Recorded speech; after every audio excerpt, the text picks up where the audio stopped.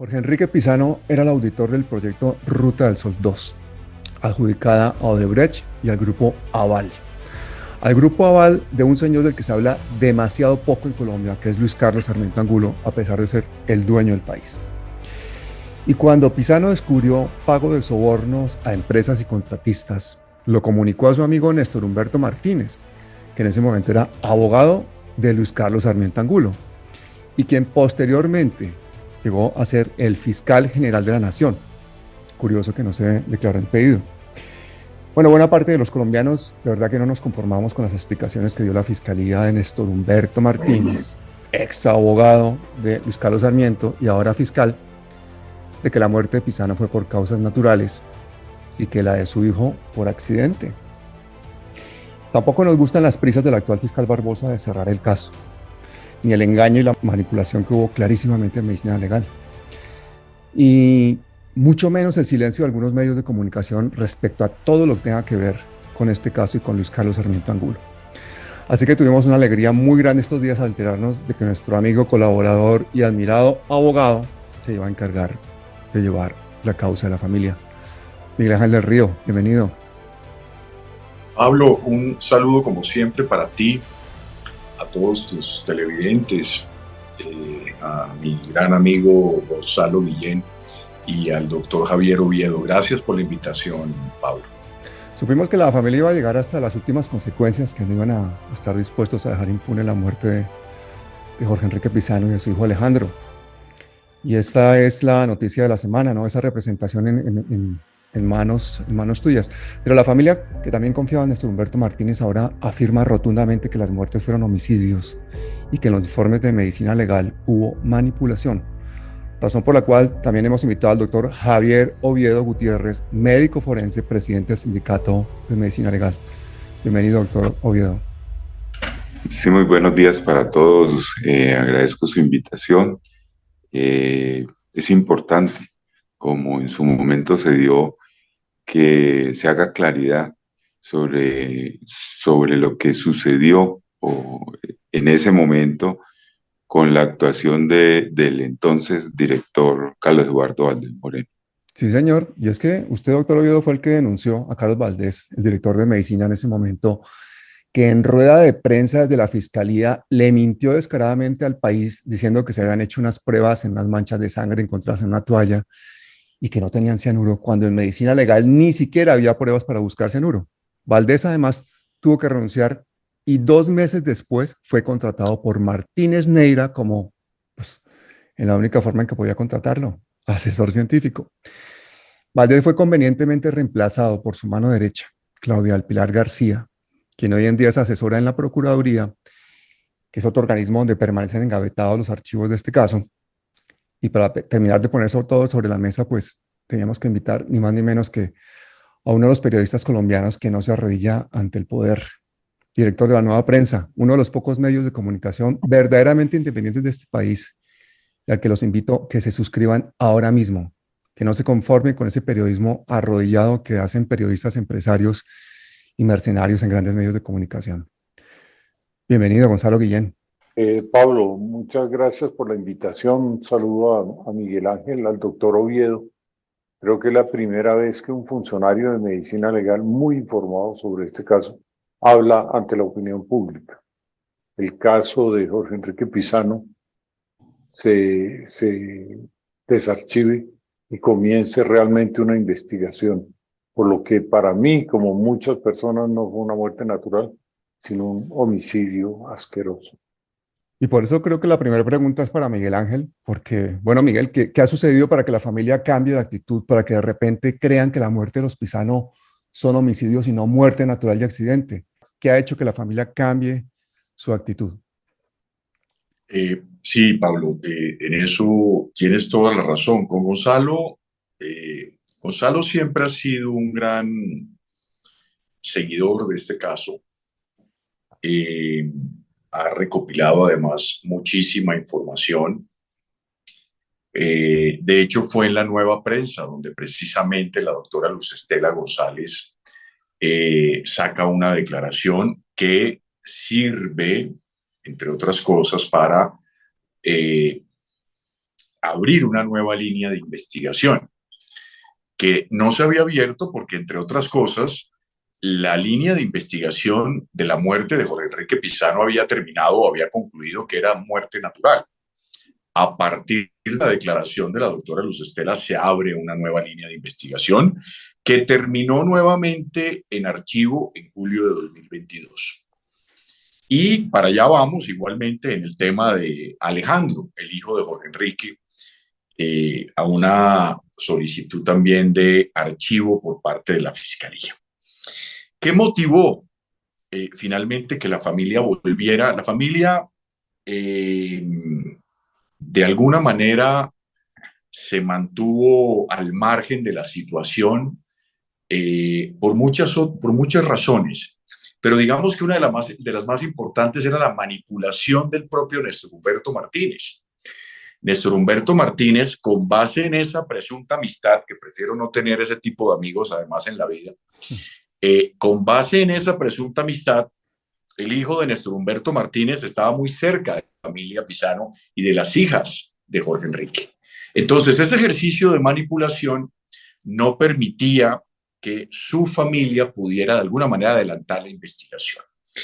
Todo eso estaba durmiendo a placeres de la Fiscalía hasta que en una entrevista reciente de Néstor Humberto Martínez en una emisora tradicional, con un gran cinismo, advierte públicamente que él tenía una buena amistad con Jorge Enrique, que Jorge Enrique no tenía problemas psicológicos, una gran muestra de cinismo que generó específicamente en María Carolina, la hija de Jorge Enrique, una gran indignación, una gran molestia por la memoria de Jorge Enrique. A partir de ese momento, entonces, junto con Gonzalo, yo hablé con Gonzalo sobre esa indignación. Gonzalo entonces habló con María Carolina y con la familia, y a partir de ahí entonces llegamos nuevamente en este expediente, donde en pocas semanas he podido establecer una cantidad de situaciones irregulares, Pablo. La sensación de que detrás de todo esto hay una gran miseria escondida. Y para ponerle solo un ejemplo, para que los demás invitados puedan dar su exposición, el dictamen de medicina legal de Jorge Enrique es bastante precario. Hay un ejercicio muy importante, y es que el día de la muerte de Jorge Enrique Pizano, la Fiscalía General de la Nación se llevó unas cámaras y unas grabaciones. Eso no aparece. De hecho, la solicitud de archivo que hizo la Fiscalía en su momento en la línea investigativa de Alejandro fue revocada por una juez de control de garantías de Funza, advirtiendo que dónde estaban las grabaciones que habían sido llevadas el día de la muerte de Jorge Enrique. Tanto así, y con esto termino esta primera parte, que la Fiscalía en la solicitud, en la orden de archivo y en su solicitud frente a la juez, advierte que Jorge Enrique no temía por su vida ni que tenía ningún problema de seguridad. Y entonces aparece una declaración de un vecino de Jorge Enrique de su finca de Subachoque que dice, él sí estaba muy preocupado con su seguridad y un mes y medio antes instaló unas cámaras en la puerta de su finca. Esas cámaras y lo que contienen nunca fueron incorporadas por la Fiscalía. Esa, entre muchas otras cosas que a lo largo del programa podemos ir de alguna manera mostrándole a la opinión pública. Claro, claro, imagínate la información que puede haber en esas cámaras, de quién entonces salió de esa finca los días anteriores, el mismo día incluso, y de dónde salió todo el tema de la botella de agua y todo esto. Pero Gonzalo, Pizano tomó la precaución de grabar esa conversación con Martínez Neira en la que cuenta que le están pasando sobornos de Odebrecht a gente, y en esos audios Néstor Humberto Martínez, entre risas, pues dice que eso es una coima, y en otras partes textualmente señala que se podría tratar incluso de pagos para paramilitarismo. Es decir, este hombre sabía todo eso. La cantidad de evidencias en contra de Néstor Humberto Martínez son abrumadoras, no en este, sino en muchos casos. Ahora creo que deberíamos hacer una reseña sobre el personaje. Pero la pregunta es, ¿cuál es el miedo que le tiene todo el país a este señor? ¿Por qué es tan poderoso? Bueno, ya al país no le tiene tanto miedo. pero le tienen miedo porque es un tipo, es un delincuente tremendamente sucio y artero. El tipo es tan sucio como, por ejemplo, el caso de Pisano, lo ilustra perfectamente. Eso de que él era amigo de Pisano es mentira. No era amigo que Pisano fue y lo grabó, porque Pisano sabía perfectamente, no que él era su amigo, sino que él era el abogado del usurero, este viejo, ¿cómo se llama? El del grupo Aval, Sarmiento Angulo, y él sabía que él era un operario de esas porquerías y dejó las grabaciones que son sumamente claras. Le tienen miedo porque es un tipo que ha ido incrustándose en toda clase de posiciones del Estado para, incluso para legislar en favor de él y legislar en favor de sus clientes. Y llega a extremos tan tenebrosos, por ejemplo, como el entrampamiento de la paz, un esfuerzo tan grande que hizo el país, que además no es solamente el proceso de paz de Santos, sino es un proceso muy largo que comienza, digamos, desde el Caguán, que fue algo muy complicado, que gracias a eso se puede dar el segundo proceso de paz con Santos. Todo eso lo volvió pedazos. Es un tipo tremenda y absolutamente inmoral y sucio. Y por eso la gente le tiene miedo y está muy entroncado en el poder. Por fortuna en este gobierno, que ya no es un gobierno del estilo de los que ha habido antes, ha perdido por lo menos el 50 o el 60% del poder que tenía en las manos. Le toca acudir a elementos como el periódico que tiene su patrón, que es El Tiempo, que es una gacetilla de suciedades y mentiras. Entonces, por eso es que le han tenido miedo, además que es muy efectivo en sus estrategias de despedazar a la gente. El presidente Petro lo ha llamado un delincuente, lo ha dicho en sus debates en el Congreso, y yo estoy de acuerdo con eso. Yo digo, es un delincuente, es un criminal. Es que para la gente joven que nos está oyendo, yo creo que le tenemos que dar un pequeño contexto de quién es Néstor Humberto Martínez. Para que se hagan una idea, imagínense los cargos que ha tenido. Superintendente con Virgilio Barco, ministro de Justicia con Samper, embajador en Francia, ministro del Interior con Pastrana. Su amigo Santos, presidente Santos, incluso le crea un superministerio y lo hace ministro de Presidencia. Y se lo deja colocado de fiscal general a Duque, que lo hereda encantado. Y el tipo es muy hábil. Renunció como fiscal en 2019 por el entrampamiento por narcotráfico que le montó a Santrich. Duque intenta nombrar a un embajador en España y ahí nos paramos duro todos. La sociedad civil, los progresistas, buena parte de la oposición española, y no lo permitieron ser embajador en España, pero quería que fuera incluso embajador en España. Durante la última década este tipo se ha dedicado sobre todo al sector privado, desde su firma legal de Martínez Neira, de la que ha hecho muchas asesorías y muy importantes, sobre todo de fusiones, compras bancarias, como la del Banco Colpatria con Corpavi, la del Banco Bogotá, Megabanco Superior, Da Vivienda, y desde allí ha sido asesor legal de cabecera de Luis Carlos Sarmiento Angulo en muchos de sus negocios más importantes. O sea, imagínense por qué es intocable este tipo.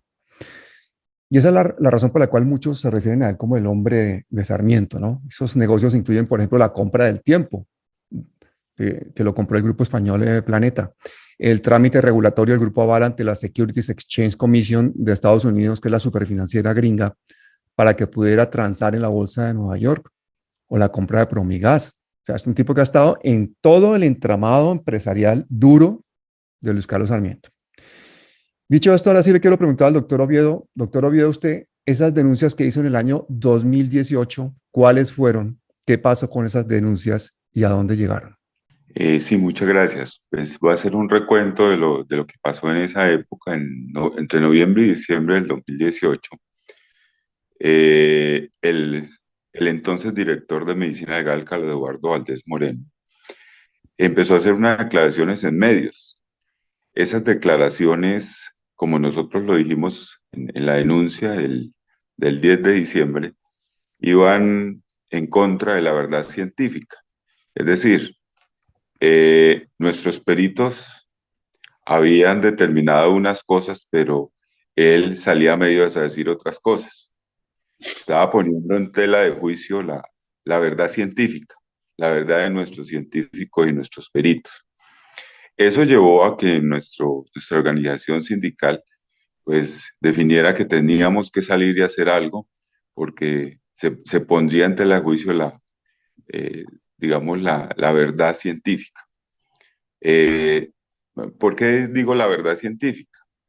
Porque él en sus versiones a los medios salió y dijo que en las pruebas que se habían hecho a unas muestras que estaban en formaldehído, unas muestras de unos fragmentos de tejidos que estaban en formaldehído, se había hecho una prueba para buscar cianuro y había sido negativo. Pues resulta que en el instituto hay unas guías y procedimientos establecidos que determinan qué muestras son aptas y qué muestras no son aptas para determinar los tóxicos. Y son procedimientos que deben seguirse porque están aprobados. Es más, en la guía 25 del instituto, que fue aprobada por él mismo en años anteriores, se dice que para que las muestras no aptas para exámenes toxicológicos, una es aquellas que están con formaldehído. Aún así, él, pues, lo que pensamos es porque en la misma guía dice que si se recibe una de esas muestras, el laboratorio lo que tiene que hacer es decir, es una muestra no apta y no procesarla. Nos preguntamos si eso está en la guía y en el procedimiento, ¿por qué se procesó a pesar de que decía que no era apta para eso? Aún así se procesó y se dio un resultado. Pero es que el problema es que cuando esa clase de muestras, los tejidos en formaldehído, se les hace ese análisis, que no es una muestra apta, pero aún si se hace, pues si ustedes ven en la literatura científica, pues eso hace, pues es muy difícil detectar el cianuro, ¿sí? O no se detecta. Entonces, esa fue la primera denuncia que hicimos y había otros casos en los cuales también nosotros pusimos otros casos también en los cuales habíamos hecho un seguimiento y él salía a decir unas declaraciones que no eran ciertas y no podía decirlas hablando en el ámbito científico. Ahí llama también la atención otra cosa y es que él habla de, si bien es cierto, la necropsia no se hizo en el instituto, se hizo, y no fue una necropsia médica legal, sino una necropsia clínica, sí nos preguntamos, él salió a decir que había una muestra de humor vítreo. ¿Dónde está esa muestra de humor vítreo y dónde se analizó? Nosotros pensamos que esa muestra nunca existió. ¿Por qué lo dijo? No sabemos. Pero esa muestra no existió desde nuestro punto de vista. ¿Dónde se hizo la necropsia? Creo que era en Funza o en un hospital. ¿Y ese es un Además, procedimiento normal que se haya hecho esa necropsia allí? digamos que sí, digamos que había una opción, es una muerte, digamos que una muerte súbita en la casa, donde se tiene dos opciones. Como no se sabe la causa de la muerte, se puede hacer una necropsia clínica o una necropsia médico-legal, depende del contexto, ¿sí? Se decidió que se tenía que hacer una necropsia clínica, porque según entendimos, él llegó sin signos vitales al centro de salud o al hospital, al centro médico. El Instituto de Medicina Legal sí está capacitado para diagnosticar un envenenamiento por cianuro. Sí, claro. Si en este momento y en ese momento ese cuerpo hubiera llegado, pues hubieran tomado los fluidos en el cuales se puede determinar el cianuro. Llama la atención otra cosa que nos llama la atención es que quien realizó la necropsia clínica es el doctor y patólogo Pedro Emilio Morales. El doctor Pedro Emilio Morales, en ese momento, él estaba fuera del instituto, pero él fue funcionario del instituto por muchos años como patólogo y trabajó en el área de patología y se desempeñó antes de salir como subdirector de servicios forenses.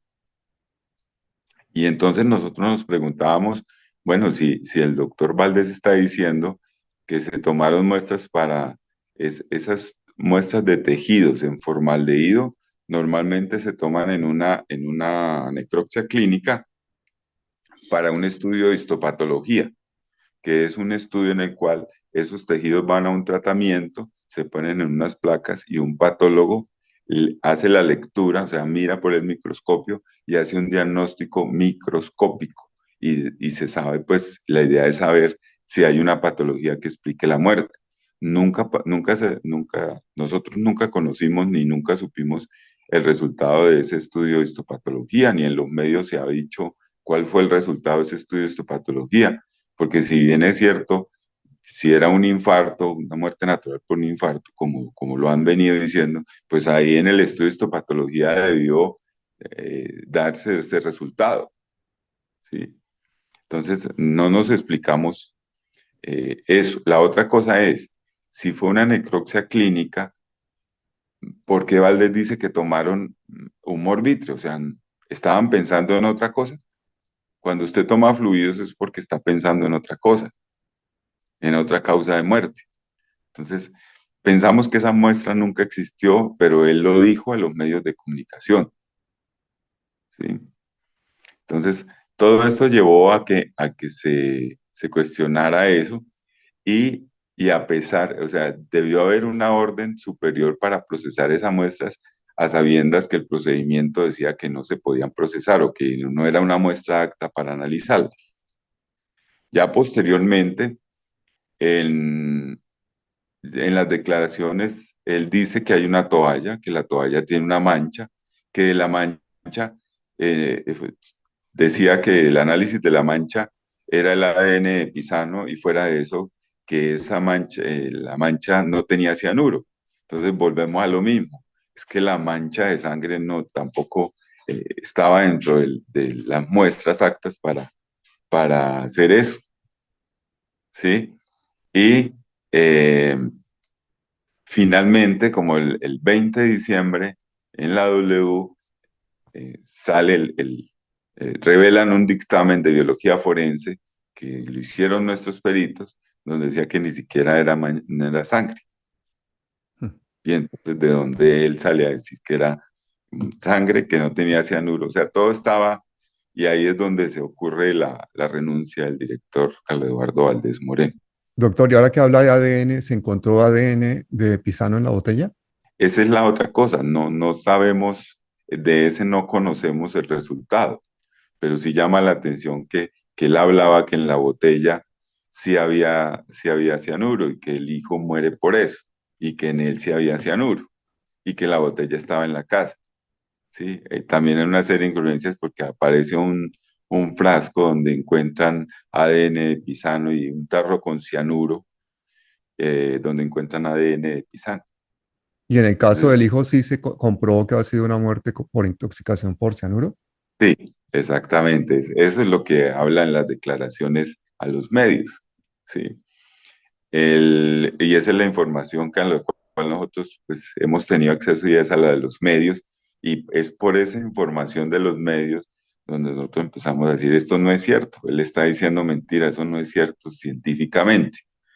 Nosotros, posteriormente a la denuncia que hicimos pública el diciembre 10 a medios en rueda de prensa, nosotros inician una investigación. Ese mismo día nos llega a los correos del presidente y del vicepresidente un correo directamente del fiscal general Néstor Humberto Martínez, informándonos que recibió la denuncia y nos da inclusive su denuncia ha sido radicada con el número de noticia criminal tal, y a los pocos horas nos dice qué fiscal es el que tiene el caso.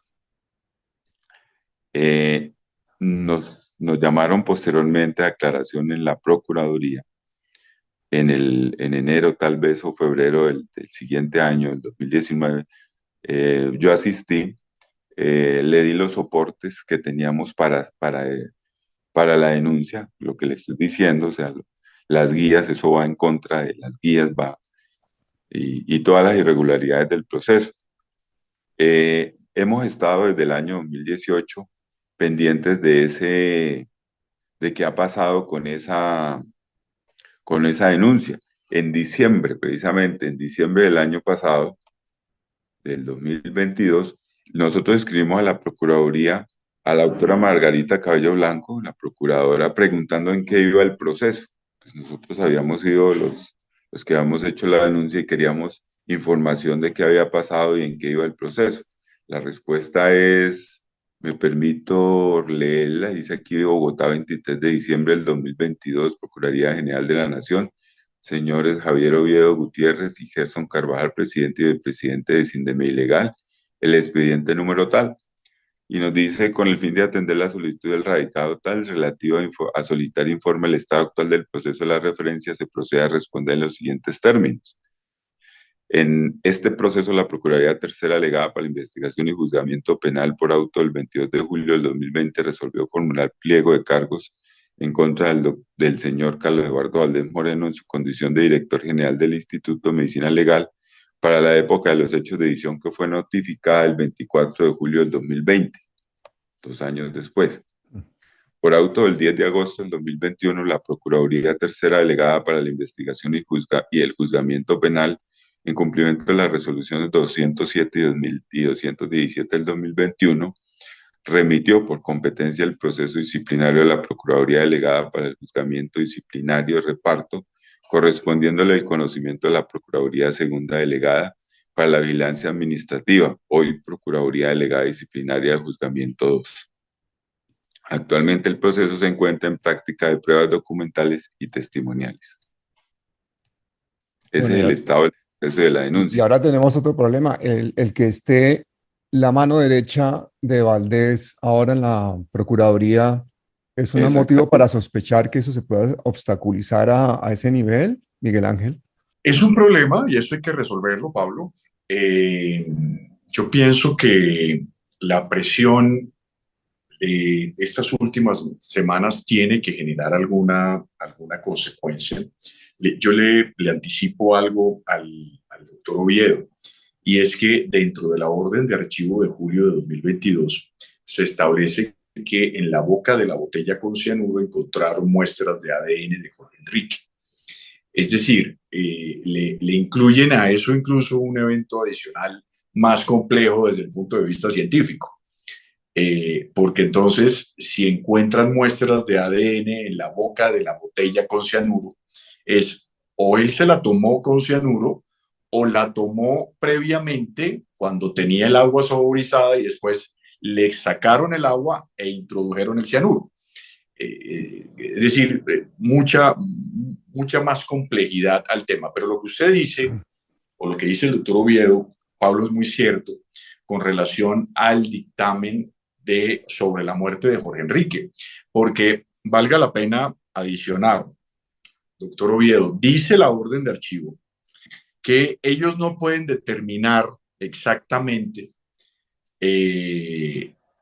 la causa de la muerte, o que la causa de la muerte haya sido por un tema cardíaco o por una arritmia cardíaca.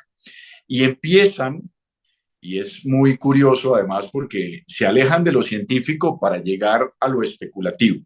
Hacen una construcción indiciaria donde establecen que, como él había tenido unos antecedentes cardíacos, eso significa que necesariamente, para poder construir el tema científico, debió haber sido esa la causa, porque el nivel de estrés y la presión por su proceso penal lo llevó entonces a ese evento cardíaco. Pero dentro de la orden de archivo establecen lo que usted dice y lo dejan de lado. Y dicen que es imposible establecer la presencia de cianuro en el entendido que el formol en el que estaban los tejidos y los órganos de Jorge Enrique, al entrar en contacto con el cianuro, elimina la posibilidad de descubrirlo. Es decir, palabras más, palabras menos, ese resultado científico nada concluye. Entonces, esa es una de las razones, Pablo, por ejemplo, que me lleva a mí a establecer que esto debe investigarse con rigurosidad. La Fiscalía tiene como práctica común que las investigaciones duran toda la vida. De hecho, esas famosas investigaciones donde declaran los delitos de lesa humanidad es el engaño más grande que existe en el sistema judicial, porque eso lo que hace es que jamás se investigue nada. Entonces, la Fiscalía se precia de que las investigaciones se demoran muchísimo. Estas investigaciones o estos resultados más bien fueron express. Y fueron express en una institución que en ese momento era la policía política del Estado, porque valga la pena advertir que la Fiscalía General de la Nación, desde el punto de vista del poder punitivo, es la policía política de los gobiernos de turno. Y en ese momento, la Fiscalía General de la Nación, comandada por Néstor Humberto Martínez, era un ejercicio de persecución política.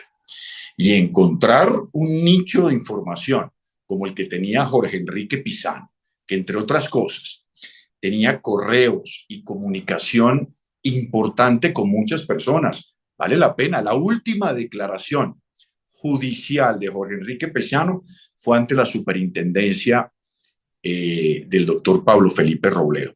Ahí dio una declaración muy fuerte, entregó elementos material probatorio poderosos sobre cómo las empresas asociadas a Odebrecht cometían delitos, incluyendo las empresas de Luis Carlos Sarmiento Angulo. ¿Y a quién le entrega esa información?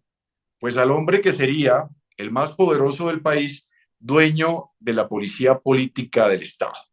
Evidentemente las consecuencias iban a ser esas.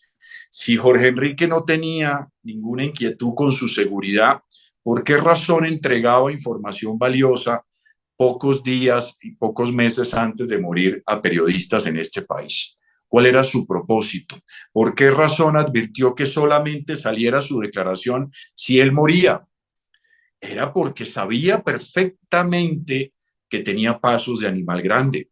Recordemos algo muy importante, muy importante. En esa famosa grabación, donde Jorge Enrique le está contando todos esos detalles de conductas delictivas al interior de la Ruta del Sol 2, Néstor Humberto Martínez, con algo de sorna, advierte dos cosas. Primero, él mismo nombra todos los delitos que se están cometiendo. Y segundo, le pide tener prudencia y que no le dé esa información a nadie. Y cuando Néstor Humberto Martínez se convierte en fiscal general de la Nación, una de las persecuciones judiciales más grandes en ese momento de la Fiscalía fue a Jorge Enrique Pizano por un proceso de 2009 que desde que comenzó no tenía ninguna implicación con Jorge Enrique Pizano y lo aceleraron en los años de la Fiscalía de Néstor Humberto. El abogado en ese momento de Jorge Enrique Pizano, el doctor Monroy, le advertía: aquí hay una persecución inaceptable. Y el propósito que tiene el fiscal que está llevando el caso del contrato Tunjuelo-Canoas va a dictar una orden de captura, porque esa, según el abogado de Jorge Enrique Pizano, era una orden de Néstor Humberto. Es decir, conclusión para los televidentes: la información que tuvo Néstor Humberto Martínez por parte de Jorge Enrique Pizano de todos esos actos delictivos se transformó en un silencio y en persecución judicial. Y eso entonces se vio reflejado que en la Fiscalía de Néstor Humberto Martínez archivaron ambas investigaciones. Y él salió, entre otras cosas, a decir que la muerte de Alejandro había sido un accidente. Y con eso entonces pensó que se acababa esta tragedia. Pero evidentemente no es así. Y para responderle su pregunta, Pablo, que le di una vuelta larga para llegar a la conclusión, es que por más presión que tengan las autoridades, y esa denuncia del doctor Oviedo hay que agilizarla, hay que presionarla, porque no es posible que nos mientan a todos los colombianos y nos digan que encontraron unos rastros de sangre donde no hay cianuro, cuando no era ni sangre, y mucho menos van a encontrar cianuro en un espacio que no tiene ninguna posibilidad de ser susceptible de análisis científico. Aquí hay que respetar a las autoridades. Mire una cosa importante, Pablo, Gonzalo y doctor Oviedo. Después de la denuncia de la doctora Luz Estela González en su momento ante el fiscal Espinosa, que compulsaron copias para abrir la línea investigativa de Jorge Enrique Pizano, hay un allanamiento. Se llevan una cantidad de información de gran importancia. La propia familia de Jorge Enrique, su esposa Inés y sus hijas, entregaron de manera desprovista porque pensaban que la información iba a ser depositada en manos del amigo de Jorge Enrique Pizano, que era el fiscal general de la Nación, para entonces de manera espontánea y deliberada y de manera justa hacer justicia en favor de su amigo. Pero ¿sabe qué hicieron? Toda esa información que debía ser puesta en manos de un juez de control de garantías para legalizarla, no lo hicieron. Dejaron pasar el tiempo deliberadamente hasta que una funcionaria del Ministerio Público les dijo: oiga, si ustedes se llevaron una información en un allanamiento, ustedes tienen que legalizarla frente a un juez. Y entonces en ese momento salió Néstor Humberto Martínez y otros funcionarios a decir: sí, qué vergüenza, vamos a legalizarla. Claro, el juez de control de garantías inmediatamente dijo: a ustedes se les venció el tiempo constitucional para legalizar esa información. Esa información está en poder de la Fiscalía. Jamás la utilizaron, jamás la han puesto en conocimiento de las autoridades y es información valiosa. Deliberadamente escondieron la forma de legalizar constitucionalmente todos los chats y todas las conversaciones y todos los documentos entregados por la familia de Jorge Enrique. Mire todos los delitos que se han cometido. ¿Eso es de lo mismo? No. Soborno, lavado de activos, falsedad en documentos privados, administración desleal, abuso de confianza, estafa, hurto, agravado por la confianza. El del abuso de confianza es lo que más... Asesorías especiales contratadas por concesionarias Ruta del Sol. Entonces ahora estamos en un problema, es que no sabemos en qué estamos metidos. Sí. No sabemos si es que le están dando plata a los paramilitares, sí, si hay corrupción, se la están robando ellos, ladrones. Venga, le digo todas las hipótesis que estamos trabajando. No sabemos si se están pagando coimas desde aquí para gobiernos extranjeros y no sabemos si están pagando coimas aquí en el gobierno colombiano.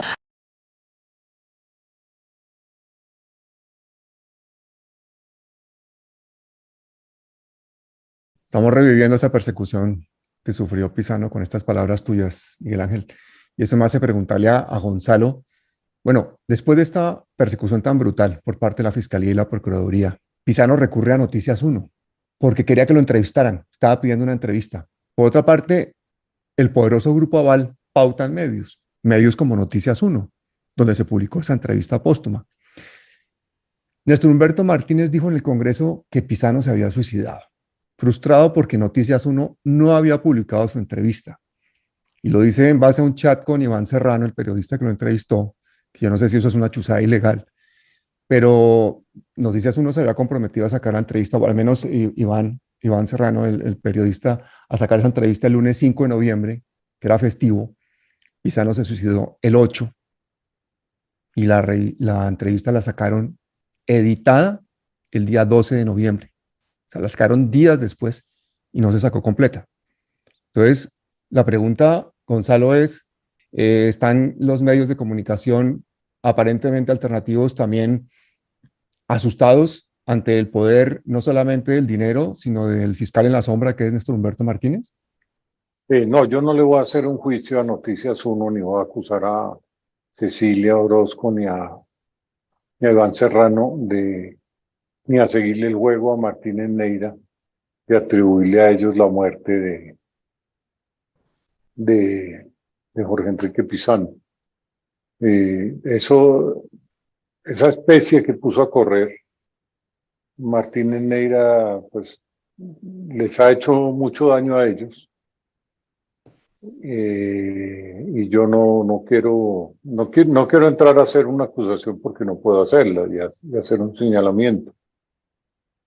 Sí quiero referirme a lo siguiente.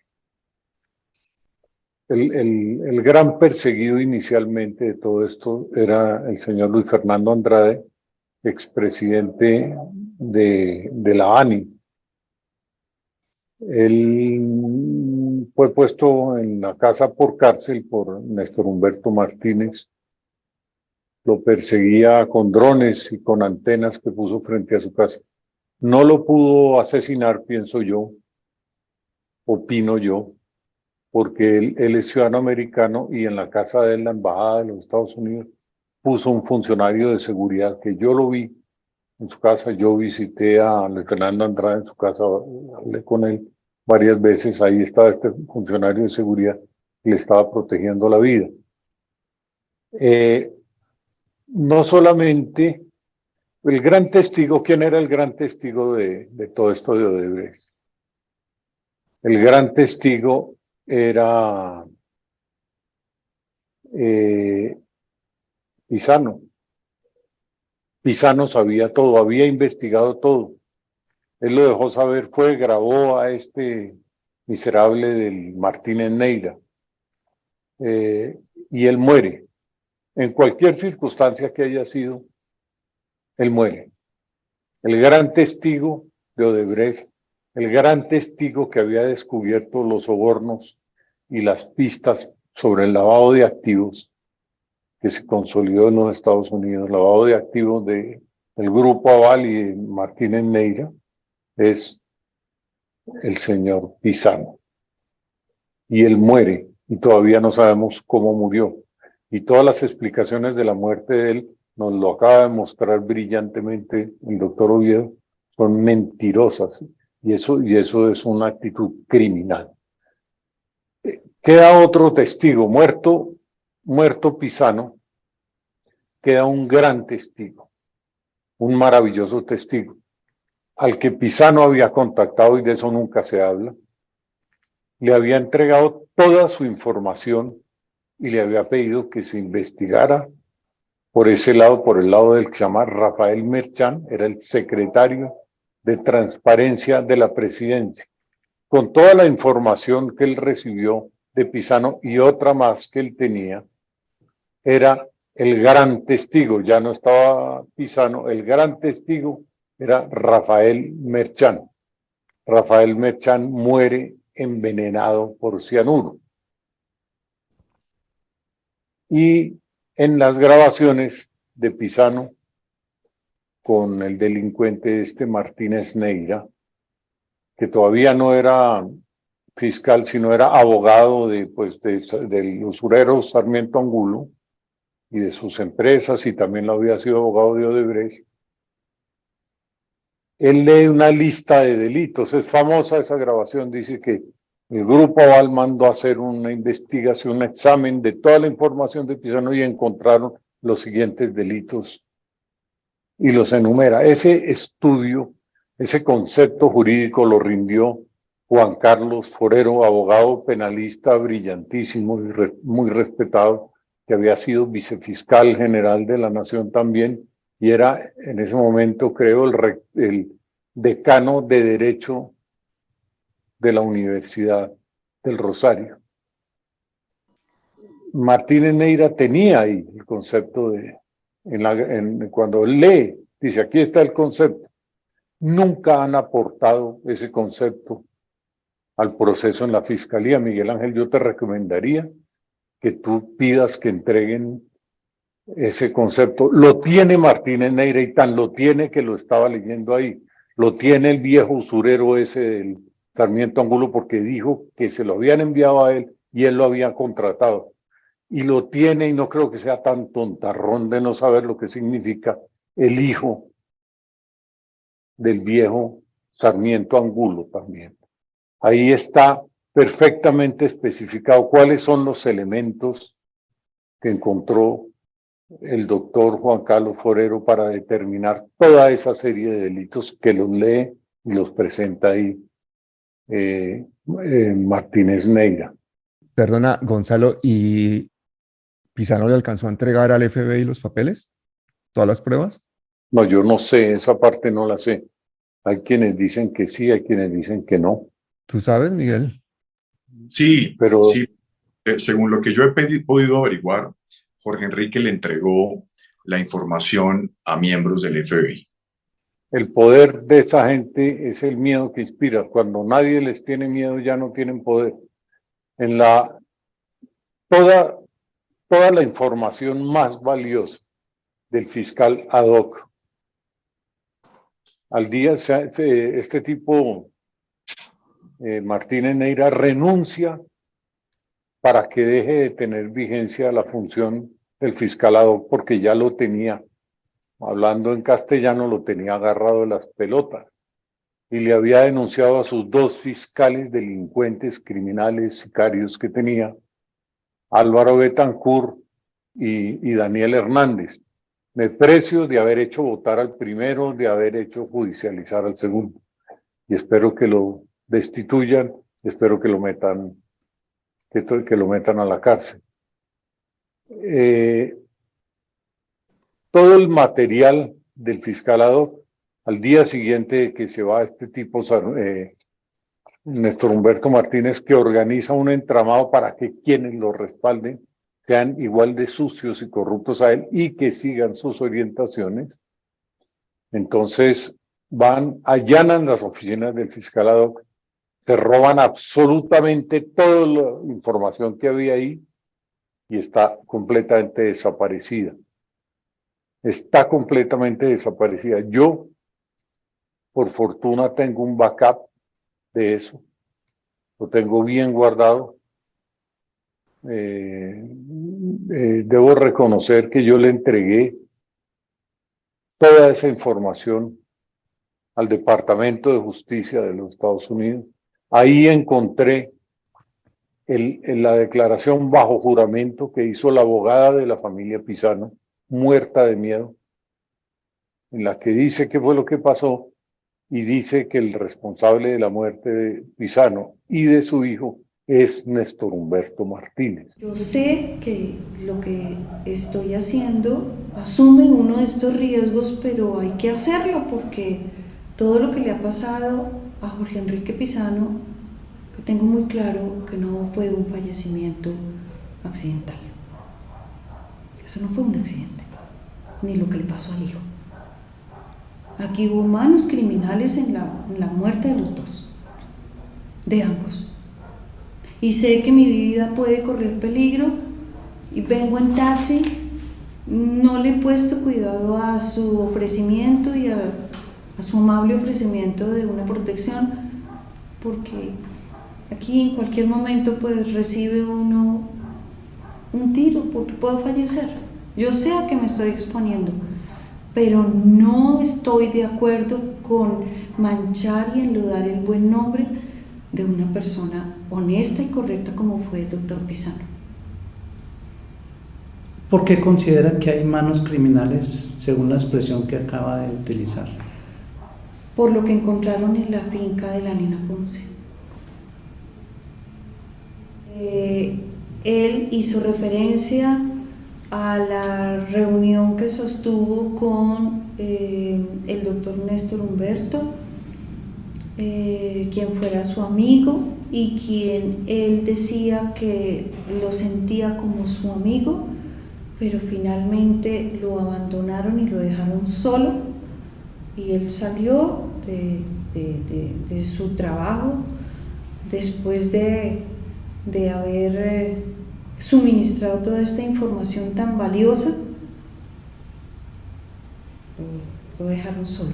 Tengo muy claro que los comentarios que él me hizo fueron esos a los que hice referencia y no otros, y con esas palabras y no otras. ¿Las recuerda? Sí, me dice el doctor Pisano, refiriéndose al doctor Néstor Humberto, que había hablado con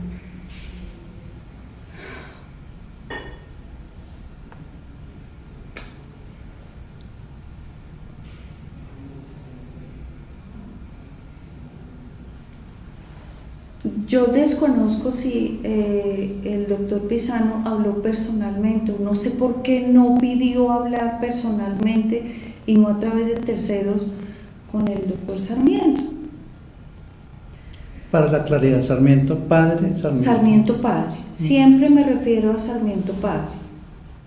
¿Usted ha dado o rendido declaraciones similares a las de hoy ante otras autoridades? No, señor, nunca.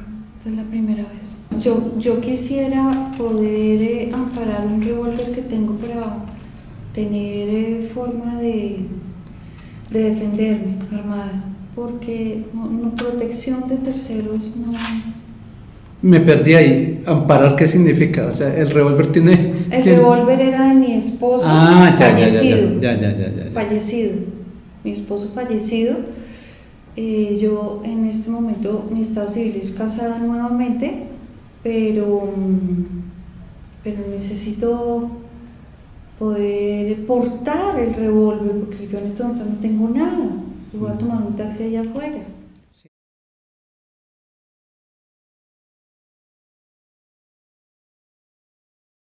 Eso debería investigarse.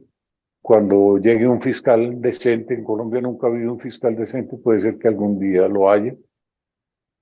Yo le entregaría con mucho gusto el backup que tengo y me imagino que hay otras personas que tienen eso y podrían aportarlo. Por lo pronto, el caso Pisano está en manos de esta fiscalía podrida, corrompida, que maneja este tipo Barbosa, y que está dedicado única y exclusivamente a defender los intereses del Grupo Aval, de Sarmiento Angulo, de Uribe, de Duque, del gran delincuente Iván Duque, y de Néstor Humberto Martínez también. No hay ninguna posibilidad de que pueda ocurrir nada mientras esté este delincuente ahí en la cabeza de la fiscalía. Ya son muchos los testigos que han dicho que les han prohibido terminantemente que vayan a mencionar en sus declaraciones a Néstor Humberto Martínez.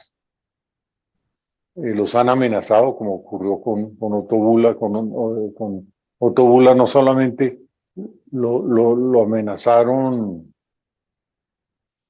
en la forma en que se dijo cuando se presentó la imputación al fiscal delincuente Hernández, sino que no sé por qué en la acusación eso no se introdujo.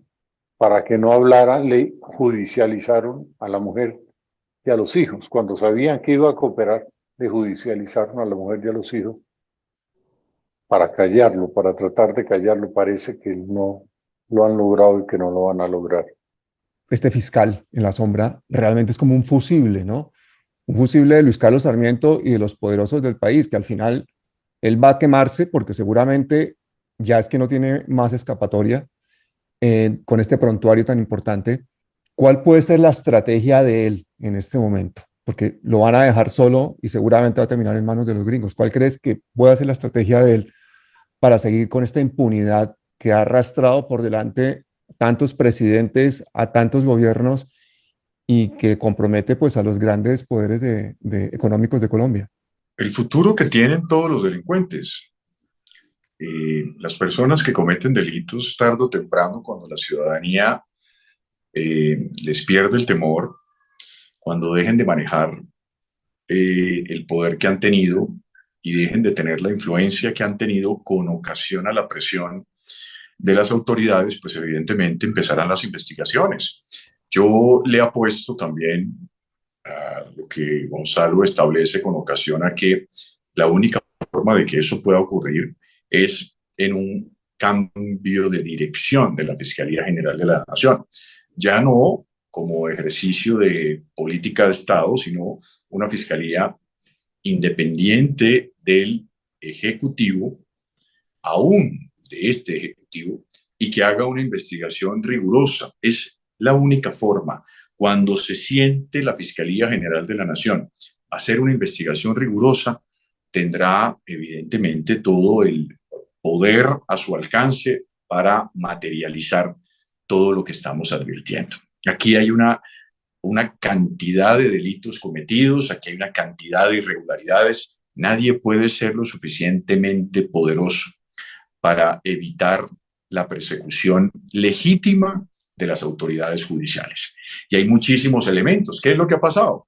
Que llevamos desde la Constitución de 1991 fiscales de bolsillo o fiscalías acomodadas al poder de turno.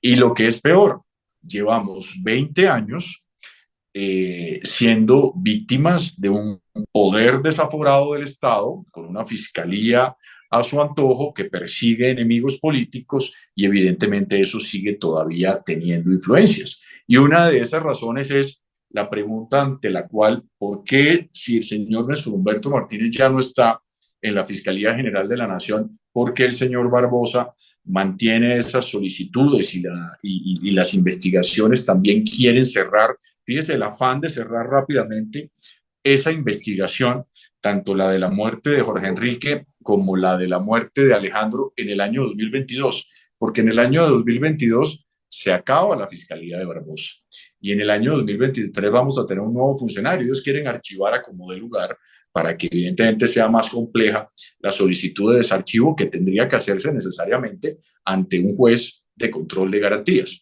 Entonces, lo que buscan es cerrar, así como en el año 2022 cerraron la ñeñe política, que estamos haciendo ya los ejercicios también para desarchivarla. Es lo mismo.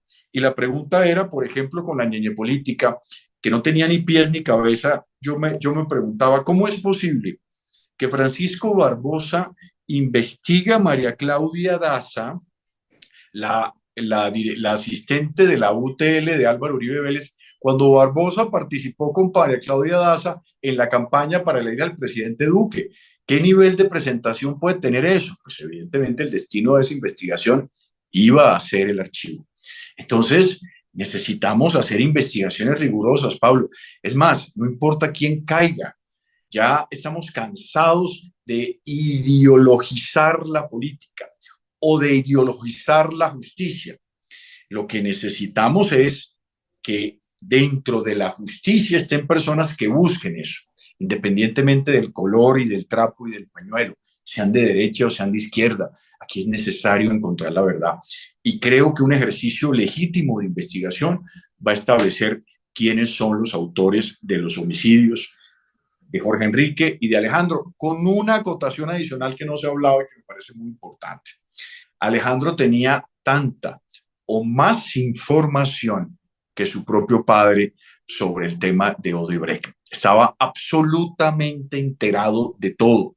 Se estaba moviendo además con pasos muy veloces para destapar lo que le había pasado a su padre. Entonces, esto no son accidentes. Esto que pasa aquí me recuerda las grandes tragedias griegas de Eurípides y de Sófocles, donde muere el padre, muere la madre. Jamás, jamás son producto de accidentes, sino de mentes siniestras. Doctor Oviedo, me piden que le haga una pregunta, dos preguntas para contestar con sí o no, sobre todo para la gente joven que le gusta la claridad y la rotundidad. Y es la siguiente.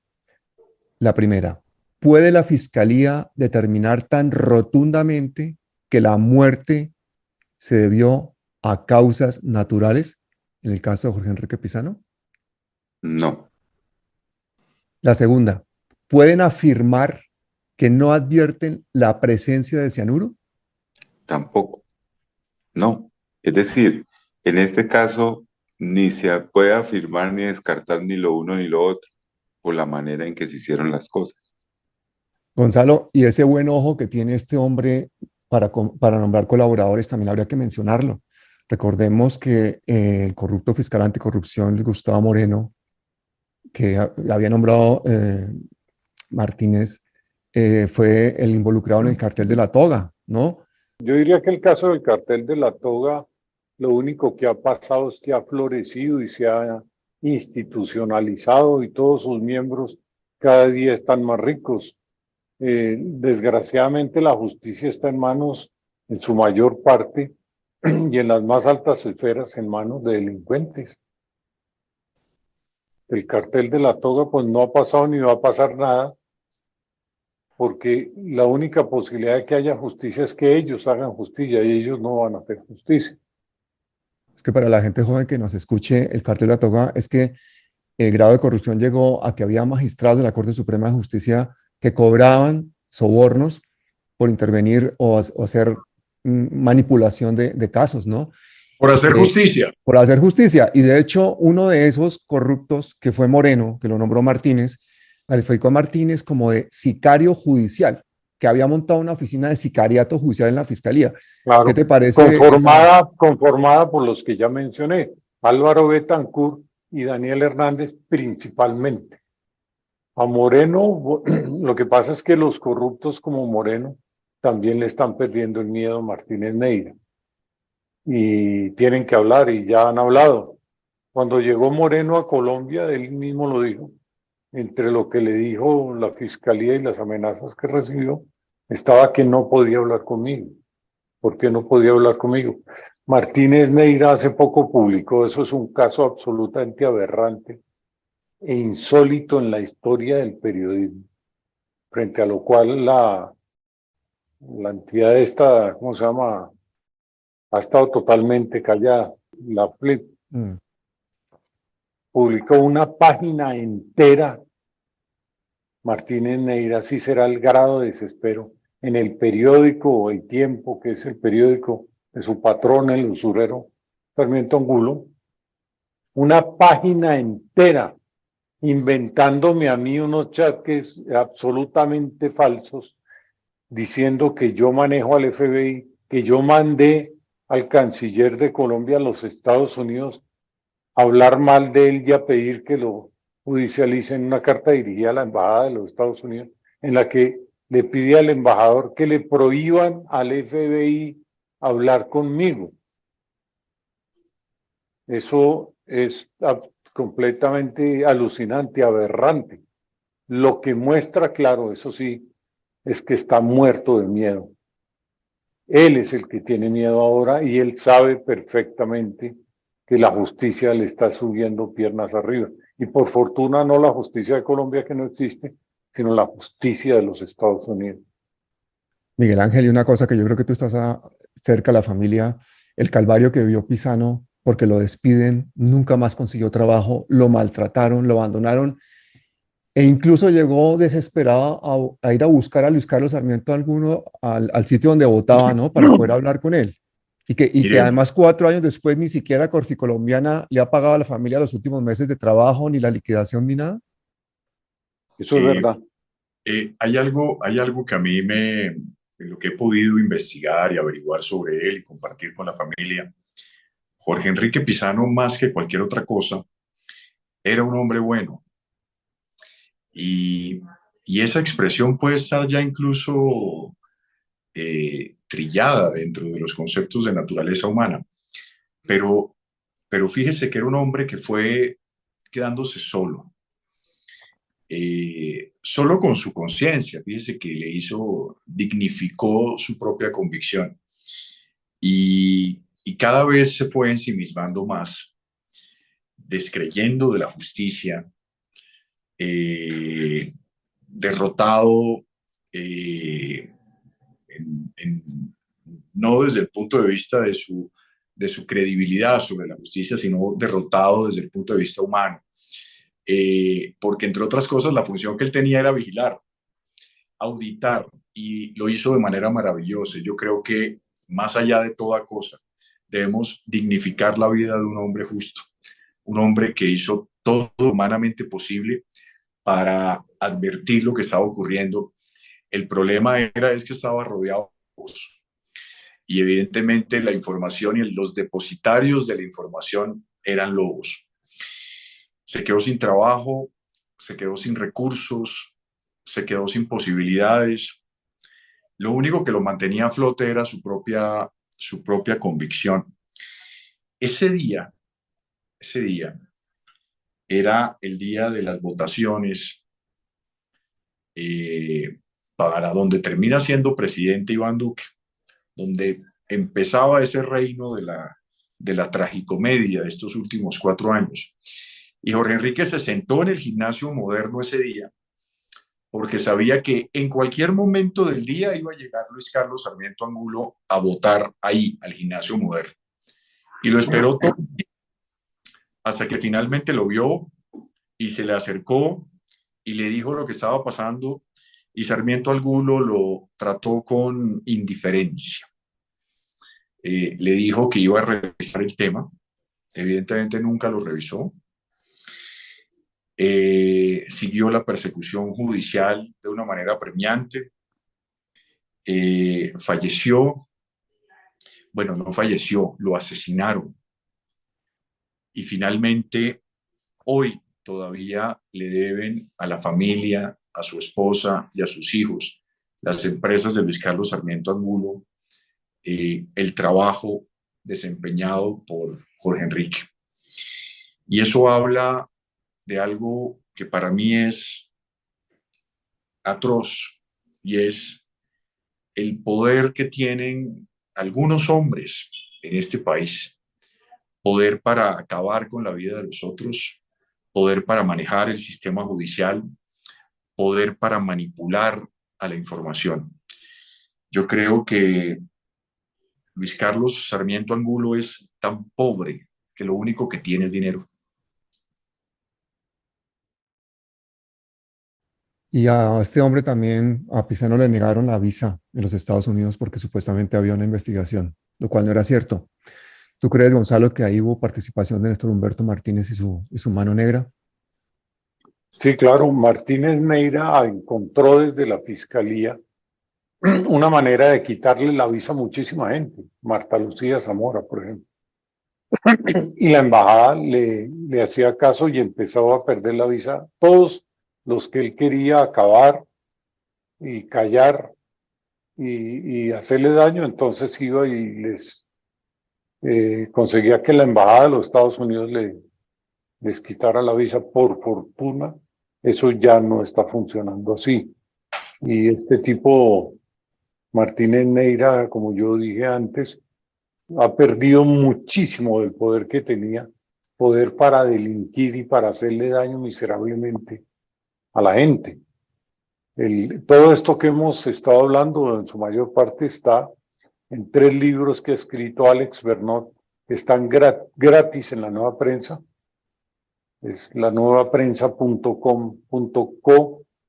Ahí la gente puede bajarlos, puede leerlos.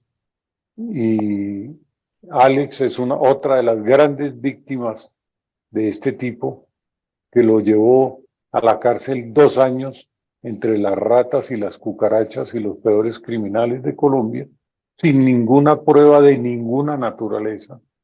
Lo mantuvo preso y cada nada le mandaban a Hernández y a Betancourt o enviados de ellos a decirle que lo ponían libre si hablaba mal de Gustavo Petro.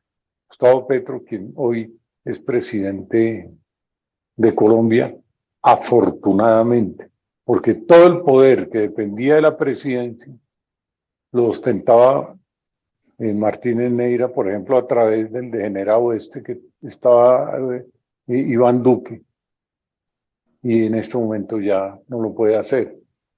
O bueno, sí quedan funcionarios que todavía maneja él, como el superintendente financiero, el superintendente de sociedades, todavía son alfiles de ese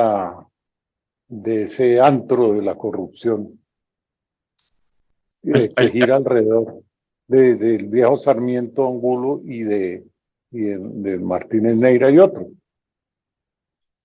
Sí, hay algo que quería acotar, que la gente entienda un poco, porque mucha gente no entiende cuál es la dinámica de la fiscalía, por qué tiene tanto poder. Y para los jóvenes, que yo sé que Pablo, que te ven, para que entiendan un poco el funcionamiento y la estructura de un aparato, o quizá el aparato más poderoso que tiene el Estado.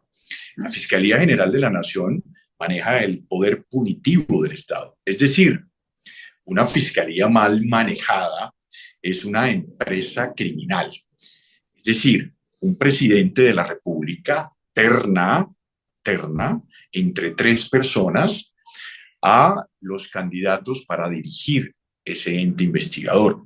Finalmente la Corte escoge uno, pero como el presidente terna, en principio alguien cercano, evidentemente ese funcionario, que entre otras cosas hace parte de una rama diferente a la del Ejecutivo, ejecutivo, porque la fiscalía está dentro de la rama judicial. Sin embargo, ese funcionario termina siendo un funcionario al servicio del presidente de la República.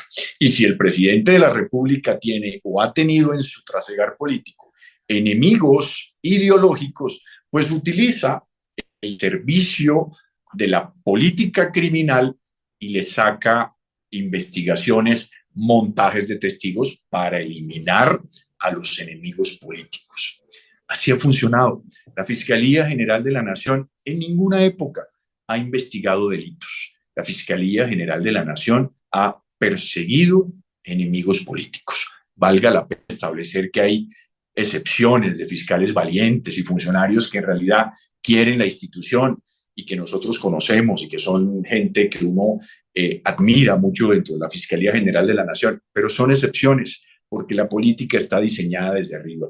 Y el fiscal general de la Nación, como usted lo estableció hace unos días, Pablo, entrevistando al fiscal aquí a mí, un hombre que ha dado también una batalla muy fuerte, cuando simplemente esos fiscales valientes se vuelven incómodos, pues simplemente los pasan de Bogotá y se los llevan al Guaviare y se los llevan a Leticia o los incomunican con su propia familia.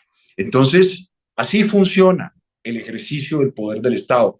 Y Néstor Humberto Martínez era uno de los hombres más poderosos en ese sentido. Y el fiscal Moreno lo estableció, sicariato judicial, es decir, utilizar el poder punitivo del Estado para perseguir contrarios. Era eso. Qué pena, doctor Oviedo y Pablo. No, como que qué pena, excelente, porque para eso es este canal, para dar ese tipo de pedagogía. Y para completarla, yo quiero explicarle a la gente un poquito el tamaño de lo que fue Odebrecht. El mismo Departamento de Justicia de Estados Unidos describió como el mayor caso de sobornos extranjeros en la historia. Esto es el entramado en el que está Corsi Colombiana, Aval, Luis Carlos Sarmiento Angulo, y en el que aparece la figura de este que yo creo que es un héroe colombiano en toda regla, que es Jorge Enrique Pizano y su hijo.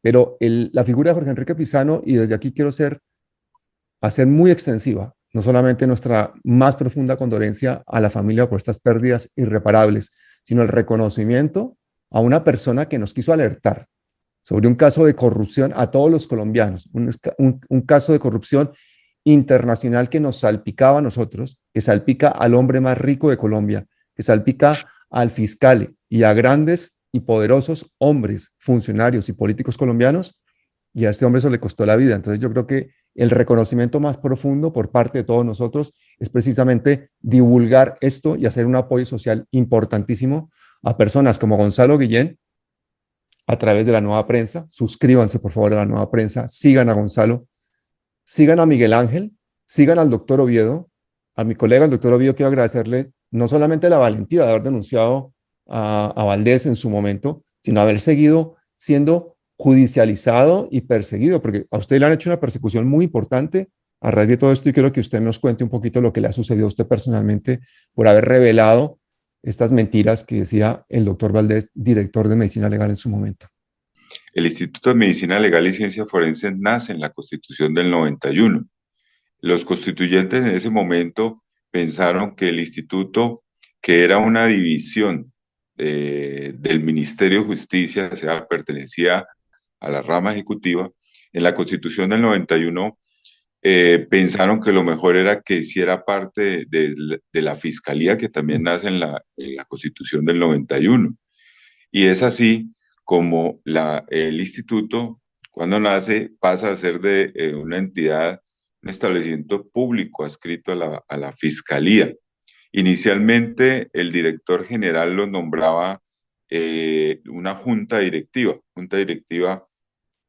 que estaba conformada por el ministro de Interior, el ministro de Justicia, el fiscal general que era el que le presidía y otras personas, pero eran ellos quienes elegían al director general. Posteriormente, unos años después, misteriosamente pierde el poder esa junta directiva para nombrar al fiscal, y pasa a ser netamente potestad del fiscal solamente. Entonces, el instituto desde ese momento, el director lo nombra el fiscal de turno. Y si usted analiza, ha habido tantos directores de medicina legal como fiscal han habido. Y ha habido un periodo de un fiscal donde han habido 3 directores generales en un solo. Eso pues para la entidad lo que le crea es lo desestabiliza y si ustedes se dan cuenta y miren lo que está pasando y es el Instituto de Medicina Legal, su objetivo o su principal función es prestar auxilio técnico científico a la Administración de Justicia, pero pertenece al ente acusador, a uno de los integrantes del sistema. No debería ser así. En este momento lo que debería hacer, y desde que empezó el sistema acusatorio, es que el instituto es una entidad totalmente independiente y que lo que se dedique es a hacer los peritazgos, a buscar la verdad científica, que tengan validez o le sirvan al fiscal o a la defensa, no debería ser potestad del instituto, simplemente buscar la verdad científica, sírvale a quien le sirva, por decirlo así. Es por todo eso que nosotros hemos venido pues haciendo una serie de denuncias a través de estos años como sindicato y el año pasado hicimos un proyecto con una UTL de un senador y presentamos un proyecto que está vigente todavía y que pretende la independencia del Instituto de la Fiscalía General de la Nación y que ese director del instituto sea nombrado por concurso de méritos, un concurso abierto y que sea por una universidad pública o privada que tenga la capacidad. Entonces, nosotros seguimos luchando para que esto pase. Inclusive, mire las cosas que da la vida y es, una vez se va Carlos Eduardo Valdés Moreno, sube Claudia Adriana Fino García y después de una declaración, casi unos días posteriores a una declaración de la directora sobre el caso de Dylan en las Se manifestaciones. dijo que era un homicidio, sí. Exacto. Misteriosamente días después, pues, se va del cargo. Le costó el cargo de decir que mataron a Dylan Cruz, ¿no? Nosotros pensamos que sí. Coincide mucho con ese momento. Entonces, El valor para y el nosotros no hay independencia. Gonzalo, y como no podía ser de otra manera, normalmente los delincuentes se conocen. ¿Qué tiene que ver Martínez Neira con el caso Matos? Bueno, ese es un caso que yo he investigado muchísimo. Él era abogado de Matos. Él le propone a Matos que pidan unas medidas cautelares para que le quiten o le suspendan la concesión de la empresa de carros coreanos Hyundai al ecuatoriano, al delincuente ecuatoriano Juan El Juri, que es una mezcla así como entre el Matos y el Sarmiento Angulo de Ecuador. Así ya se murió. Entonces, yo conseguí el documento en que hacen el acuerdo de que van a pedir unas medidas cautelares y que sobre el valor de las medidas cautelares que dicte el juez, este tipo Martínez Neira se gana algo así como $4 millones. Entonces, es ahí cuando sobornan a 2 jueces, un juez los sobornan, dictan las medidas cautelares y sobornan a otra juez que curiosamente era alumna de Martínez Neira y esa también dicta unas medidas cautelares completamente ilegales, absurdas, irracionales, planteadas y propuestas por Martínez Neira como abogado corrupto que es. Y luego llega a la fiscalía, como hizo con muchos de sus clientes, los persigue por los delitos que él mismo cometió, que él mismo planteó, que él mismo estudió y que él mismo proyectó. Claro, Matos sí compró a los jueces, Matos no es un angelito ni mucho menos, y tal vez el menor de los delitos que haya cometido sea ese. pero Martínez Neira es copartícipe de los crímenes por los que Matos está condenado en 2 instancias. Y han usado ese caso incluso con los fiscales sicarios de Martínez Neira, que siempre están presentes, Álvaro Betancourt y Daniel Hernández, tratando de hacerme montajes a mí, como por ejemplo decirle a Matos que no le dan ningún principio de oportunidad, a menos que él diga algo contra mí, que hable contra mí. Yo no tengo nada que ver con Hyundai, ni nada que ver con Odebrecht, ni nada de eso, pero aún así hacen acuerdos con los delincuentes para ver si me dañan a mí. Lo que pasa es que yo no me asusto y yo peleo. Por eso llevo a todas partes la bandera de la guerra a muerte de Bolívar, la tengo puesta en todas partes de mi casa para acordarme que esto es una guerra a muerte contra los corruptos y los asesinos y toda esa porquería que encarna y significa Martínez Neira. Y a cada uno de sus amigos, y Gonzalo le entrega una bandera cuando entramos a la casa de él a visitar. Bueno, es que quería mostrar aquí la bandera de Bolívar, porque tú me la regalaste, que esto la gente no lo conoce. Ah, ya. Muchísimas gracias, Gonzalo. Sí, esa es la bandera de Colombia, tiene que ser la bandera de Colombia. ¿Por qué tiene que ser esta la bandera de Colombia? ¿Por qué? Porque es la bandera de Bolívar, y aquí al que llaman padre de la patria es a Bolívar. El que se inventó el nombre de este país es Bolívar, el que organizó esto, mal organizado, pues sí, yo sé. Y Bolívar a mí no, yo no lo admiro ni nada de eso, pero no es la bandera de Colombia, no es esa amarillo, azul y rojo que se inventó Miranda, que le han puesto también, se la han puesto a Venezuela y a Ecuador, y además horrorosa. Sino la verdadera, auténtica bandera de Bolívar, a quienes tienen estatua en todos los pueblos, es esa que tú mostraste. La bandera de Bolívar, la bandera de la guerra a muerte. Fabuloso. Bueno, yo me había puesto en mi perfil la foto del doctor Pisano, hoy la quito, porque era un compromiso hacer esta entrevista, que el país se termine de enterar y que la gente se termine de enterar de los detalles, que sigamos este caso hasta sus últimas consecuencias, que apoyemos a esta familia.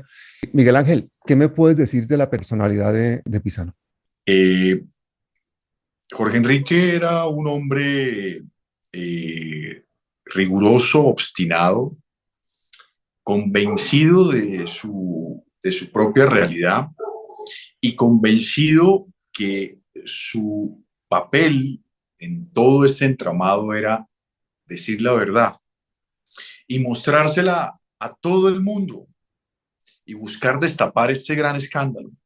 Un hombre con una ética impecable, como esos Prometeos de la antigua Grecia. Recordemos que Prometeo tuvo la osadía de robarle a los dioses el fuego para llevárselos a los hombres. Y por esa razón los dioses terminan enviándolo al Cáucaso para que las águilas le devoren el hígado. Pero quedó en toda la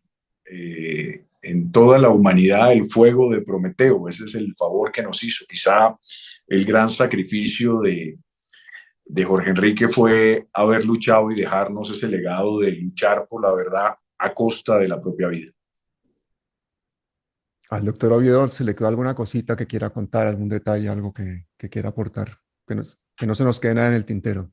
Pues manifestarle mi intención y ofrecer pues lo que yo pueda colaborarle al abogado del Río. Y pienso que yo también soy un convencido de que aquí debe haber justicia, y la justicia ante todo, y más nosotros pues que aportamos a esa justicia, y esa debe ser nuestra razón de ser.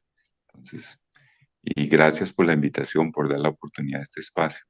No, gracias a ustedes. Gonzalo, ¿se te queda alguna cosa?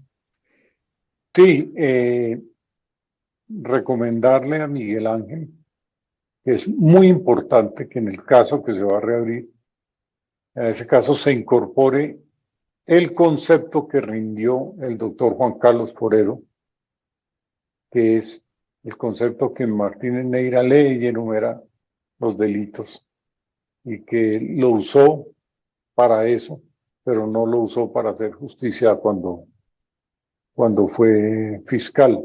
Y quiero hacer notar al ministro de Defensa actual, el doctor Iván Velázquez, en una campaña perfectamente sucia y despreciable, quieren vincularlo a la corrupción de Odebrecht en Guatemala.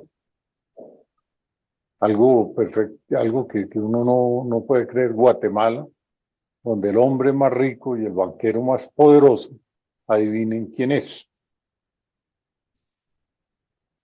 Cuéntanos quién es. Luis Carlos Sarmiento Angulo. Pues entonces ya se cierra el círculo. Un abrazo para todos, doctor Oviedo, un gusto conocerlo. Ya estaré yo contactándolo también internamente. Claro que sí. Hacemos privadamente. Un abrazo, Gonzalo, como siempre, toda mi amistad para ti. Y Pablo, gracias también. Igualmente, gracias. Un abrazo para Miguel todos. Ángel, un abrazo muy especial a la familia de Pisano. Yo espero que este programa les sea de ayuda y pues, por lo menos que sea un homenaje y una... Puede ser un canto a la bandera de momento, pero yo creo que por lo menos un homenaje a su padre y a esa lucha, yo creo que es importante que los colombianos se lo rindan y yo creo que la historia les va a dar la razón con el tiempo. Así será. Un abrazo a todos. Cuídense mucho. Hasta luego. Nos vemos, Miguel Ángel. Chao, chao. Doctor Oviedo, mil gracias.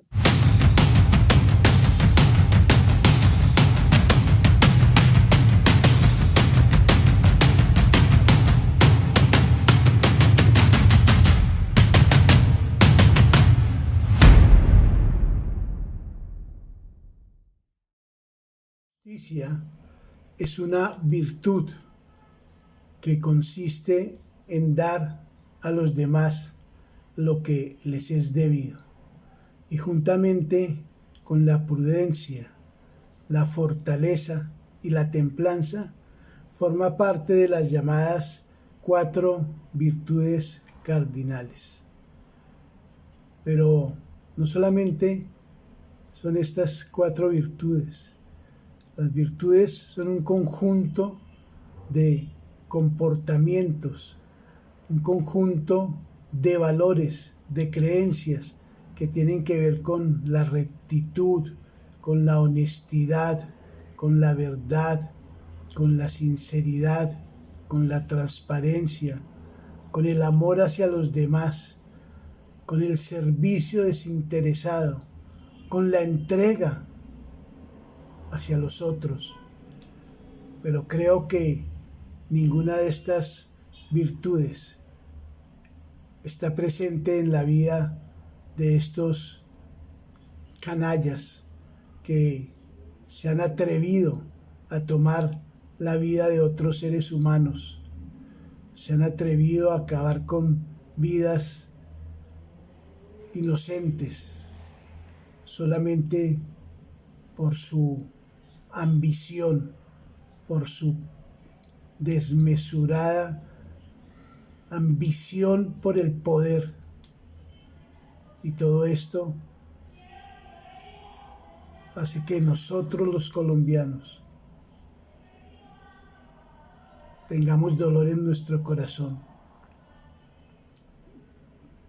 Creo que toda Colombia se conduele por lo que le ocurrió a Jorge Enrique Pizano, a su hijo Alejandro, y toda su familia llora los viles asesinatos de estos seres queridos.